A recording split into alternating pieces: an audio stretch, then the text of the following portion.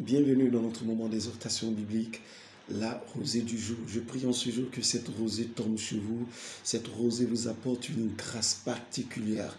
Alors pour aujourd'hui, le texte que nous avons choisi, c'est Genèse 1, le verset 1. La Bible dit, au commencement, Dieu créa les cieux et la terre. Il faut comprendre que, frères et sœurs, comprenons que Dieu au commencement commence par travailler. Dieu commence par le travail. Une façon de nous dire que le travail est si important. Si le travail n'était pas important, Dieu allait rester là sans rien faire. Mais il a compris qu'on a tous besoin de travailler pour être épanoui. Alors Dieu commence par travailler. C'est un modèle parfait, c'est un exemple parfait. On a besoin de travailler.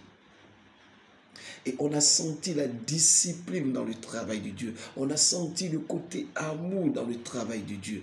La création tout entière le démontre. Comprenez, on a besoin de travailler. Travailler pour gagner notre vie. Oui, on a besoin de travailler pour gagner notre vie. L'idéal, c'est de trouver quelque chose à faire. Une chose qui vous passionne, qui vous donnera un revenu. Lorsqu'on fait quelque chose avec passion, voyez-vous, c'est l'amour, on s'implique dans cette chose. Parce qu'on a la passion pour cette chose, on a l'amour pour cette chose. Ne faites pas ce que vous n'avez pas l'envie de faire. Si vous le faites, la chose va se couler au fur et à mesure. Quand il y a de la passion dans ce que vous faites, Dieu est présent, il vous aide. Et vous-même déjà, vous êtes heureux de faire cette chose. N'allez pas là où on vous oblige à faire une chose. S'il y a l'obligation derrière, ça devient un peu de l'esclavage, ça devient un peu de la démotivation, ça devient un peu du forcing. Or, si on vous force, la chose va tomber par la suite. Personne n'a forcé Dieu à créer le monde. Mais il a trouvé bon et nécessaire de commencer par créer le monde.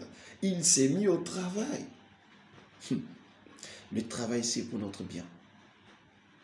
Le travail nous permet d'être épanouis. Alors ne reste pas oisif, ne reste pas sans faire quelque chose. Lève-toi, fais quelque chose. Souvenez-vous dans Genèse 2, le verset 15.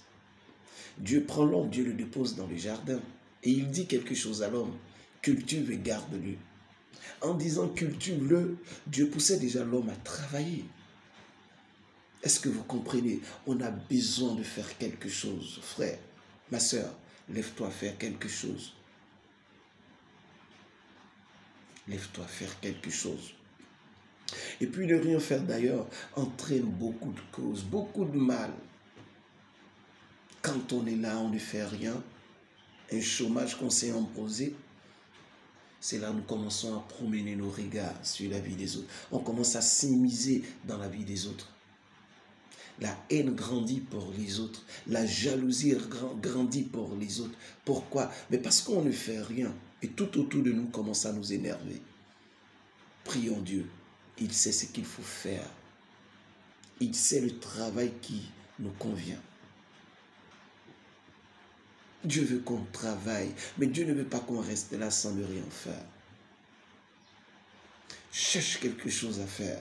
Fais-le avec amour, avec passion. Dieu t'aidera, il va te bénir.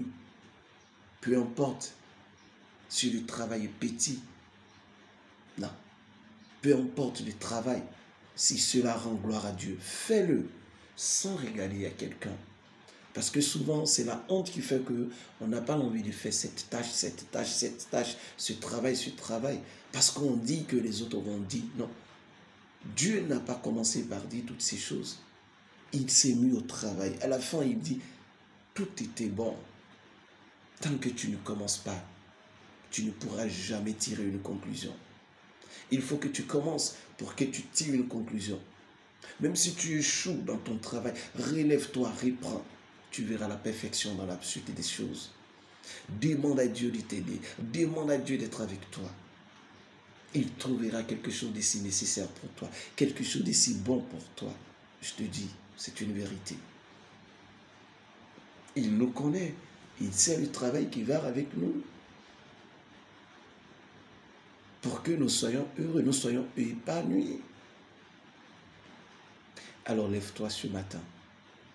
Dis au Seigneur, Seigneur, voici je ne fais rien pendant tant de temps, pendant tant d'années. Je t'en prie, trouve-moi quelque chose à faire, Éternel. Maître, je prie pour quelqu'un. Souviens-toi d'une personne, d'une âme qui veut vraiment travailler, Seigneur.